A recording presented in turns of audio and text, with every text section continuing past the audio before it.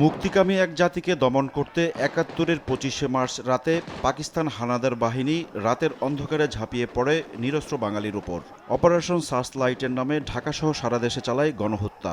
রাজনৈতিক নেতৃত্বের অনুপস্থিতিতে দিক নির্দেশনাহীন জাতির দিশারি হয়ে দৃশ্যপটে আসেন এক মহানায়ক, মেজর জিয়াউর রহমান।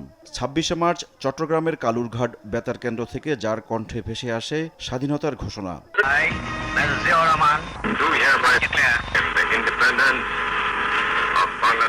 জিয়াউর রহমানের স্বাধীনতার এই ঘোষণা ঘোরতর দুর্দিনে অন্ধকারের বুক চিরে আলোকবর্তিতা হয়ে ওঠে।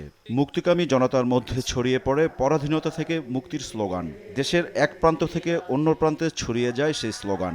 পুরো হতবিহ্বল যে জাতি, যে যারা পাক সামরিক বাহিনীর গণহত্যার অভিযানে একেবারে নিষ্প্রভ হয়ে পড়েছিল, ম্রিয়মাণ হয়ে পড়েছিল এবং ভাবতে শুরু করেছিল তাদের বোধহয় আর কোনো আশা ভরসা নাই, সেই অবস্থার মধ্য দিয়ে জিয়াউর রহমানের ঘোষণাটা তাদের মধ্যে একটা আশার প্রদীপ জ্বেলেছে। একটা নতুন করে আবার লড়াই করার, প্রতিরোধ করার যে স্পৃহা, সেই স্পৃহাটা তৈরি হয়েছে, সৃষ্টি হয়েছে।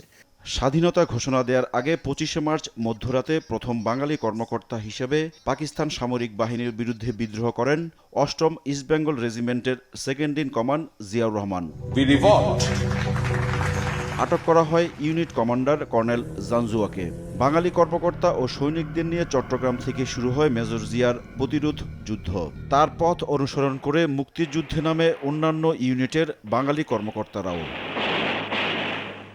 স্বাধীনতার ঘোষণা এবং সামরিক প্রতিরোধ মনোবলহীন জাতিকে করে উজ্জীবিত। জিয়াউর রহমানের বেতার কণ্ঠস্বর কেবল একটি ঘোষণাই ছিল না, ছিল প্রতিরোধের সম্মিলিত সংকল্পের রূপান্তর। যুদ্ধে ঝাঁপিয়ে পড়ে বাংলার আপামর জনতা। মুক্তিযোদ্ধাদের বীরত্ব, সাহসিকতা, ত্যাগ, দেশপ্রেম, এটাকে কিছুতেই ছোট করা যাবে না। জিয়াউর রহমানের এই ঘোষণার মধ্য দিয়ে জিয়াউর রহমানের নামটা বাংলাদেশের ঘরে ঘরে পৌঁছে গেল।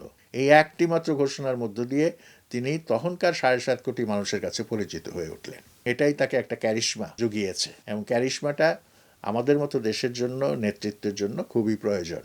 জিয়াউর রহমানের স্বাধীনতার ঘোষণা মুক্তির জন্য বাঙালির সংগ্রামকে বিশ্বব্যাপী মনোযোগের কেন্দ্রবিন্দুতে নিয়ে আসে। স্বাধীনতার ঘোষণা দিয়ে মেজর জিয়া থেমে থাকেননি, নিজেও ঝাঁপিয়ে পড়েন সম্মুখ সমরে। যুদ্ধের প্রাথমিক পর্যায়ে ১ নম্বর সেক্টরের পরে ১১ নম্বর সেক্টরের কমান্ডার ছিলেন তিনি। মুক্তিবাহিনীর প্রথম ব্রিগেড জেড ফোর্সের প্রধান হিসেবে যুদ্ধ পরিচালনা করেন এই বীর সেনা। যুদ্ধে জীবন বাজি রেখে গুরুত্বপূর্ণ অবদানের জন্য ভূষিত হন বীরুত্তম খেতাবে। টানা ৯ মাসের সশস্ত্র সংগ্রামের পর অর্জিত হয় কাঙ্ক্ষিত বিজয়। পৃথিবীর বুকে জায়গা করে নেয় স্বাধীন সার্বভৌম রাষ্ট্র বাংলাদেশ। ইমরুল হাসান, সময় সংবাদ, ঢাকা।